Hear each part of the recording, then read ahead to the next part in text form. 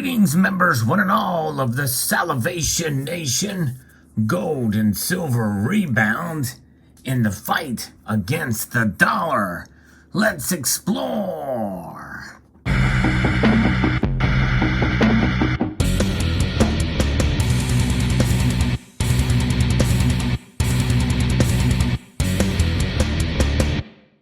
Consider this, in a sense, a reporting of the news of the day, but in reality, one could consider it part two of the video I posted this morning entitled The Dollar's War on Gold. In reality, as an asterisk, you can include silver in on that as well, because today, silver is following gold in terms of its price movement and in its war against the dollar, and that's just it. It's a back and forth for sure. Looking at the latest news here, we're going to be referencing an article here from CNBC. Gold prices gain as the U.S. dollar pullback boosts appeal. So gold prices have firmed on Tuesday as the U.S. dollar weakened to a one-month low for a second consecutive session, making the greenback-priced bullion less expensive for overseas buyers. And I think that just goes to show you I've actually been paying attention to trying to time some of my purchases. Some of you had mentioned that typically around 9 a.m. Eastern time, gold and silver gets smacked down every day. But I have not seen that here as of late. Wasn't able to take advantage of that. But nonetheless, spot gold, it had made a move in the upwards direction. We're looking at the charts. And gold has risen as of the recording of this video, $12.90, up almost 3/4 of a percentage point to $1,867.40.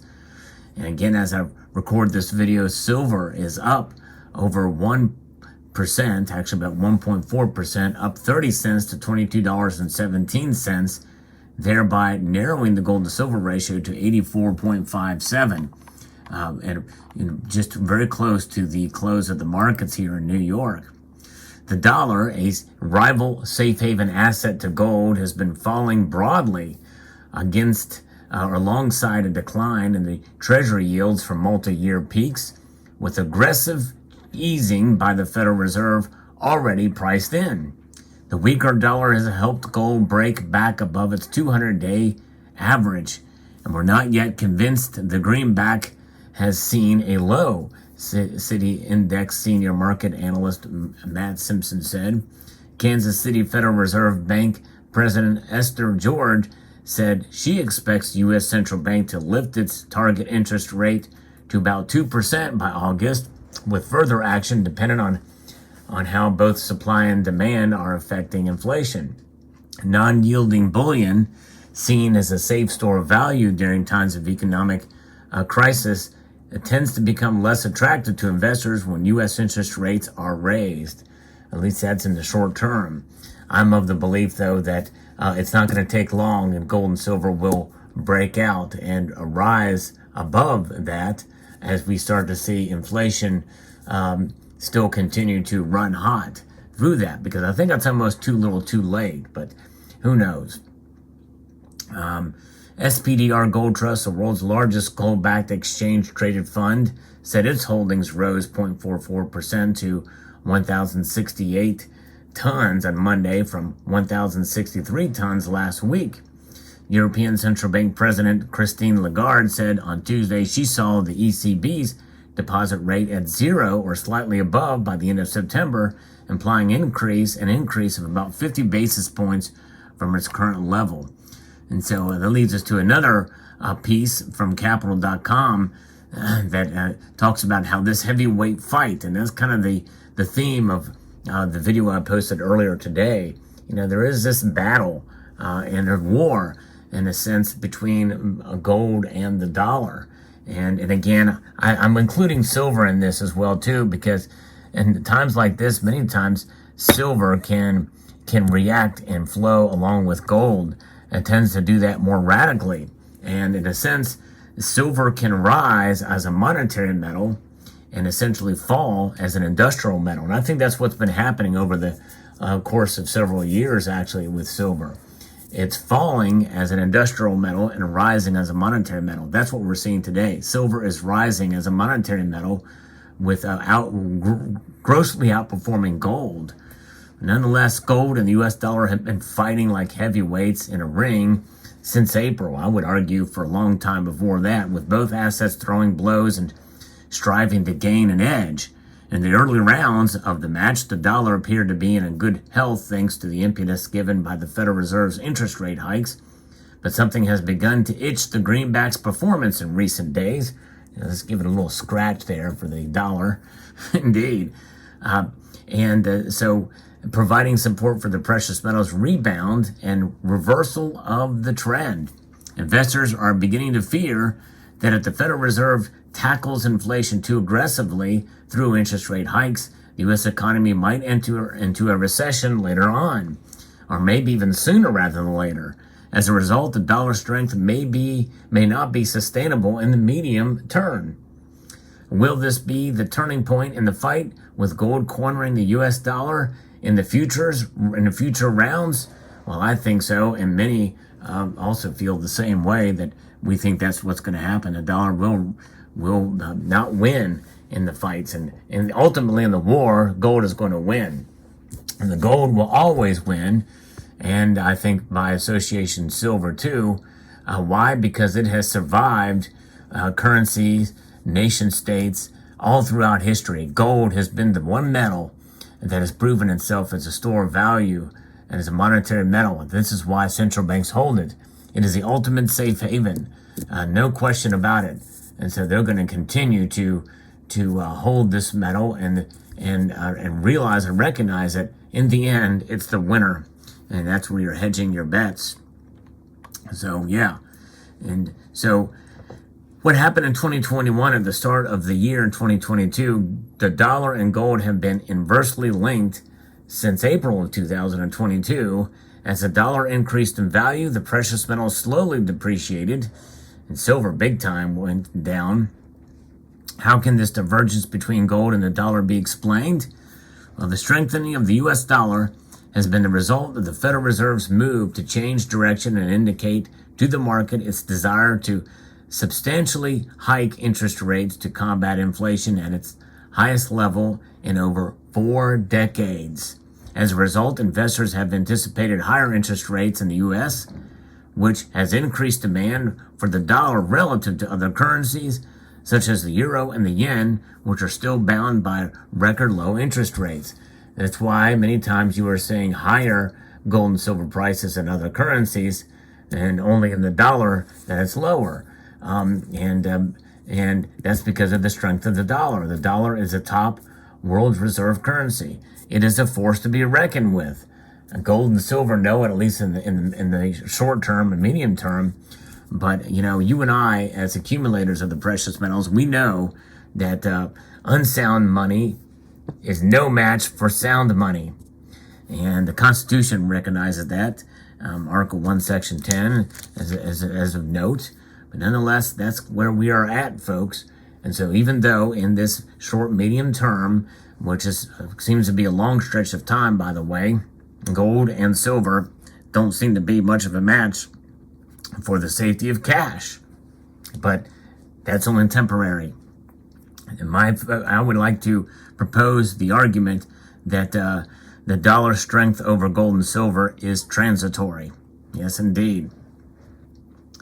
So the investors have anticipated these higher rates, and it has increased the demand for the dollar relative to these other currencies. And precious metals like gold and silver are weakened by rising interest rates or the expectations of the rise, because many times these prices are baked in when the Federal Reserve make their intentions known at the meetings that they hold, and pressers where they basically say what they're going to do. They do not offer stable and positive yields like the dollar at this stage. And so that is where investors are at, relative investors, especially in the paper markets. The gold-to-dollar ratio is a barometer of what that gauges the relative strength of the yellow metal against the performance of the U.S. dollar, which is the DXY, the dollar index, allowing traders to spot underlying trends in these two key assets. The gold to dollar ratio, DXY, has been trending lower since the second half of 2020, indicating that gold has underperformed against the dollar. However, the gold to dollar ratio did not fall in a straight line. There were periods when gold outperformed the US dollar while remaining inside the bearish channel. And keep in mind that it was during August of 2020 we saw gold reach an all-time nominal high of over $2,050. And it wasn't long after that, within a year or so, and I think it was late 2021, we saw gold reach almost those record highs again. So that's just it. And so early in May, the gold to dollar ratio struck to the channel's bottom line and is presently climbing to an oversold position. So why has the dollar's outlook worsened and gold's improved in all of this? It's already priced in to a significant extent the interest rate hikes that are expected to be implemented by the Federal Reserve in the next year or so. But keep in mind that the statements that the Fed gives can quickly change the calculus for the markets, because emotion drives the markets, and they can move very quickly on emotion. Unless there are more surprises about inflation, interest rate expectations seem stable for now. In fact, U.S. inflation hit its peak in March at 8.5% year over year, and it has already started to go down, albeit very slowly, in April. But also keep that in mind that March's 8.5% was before really we started to see inflation kick in.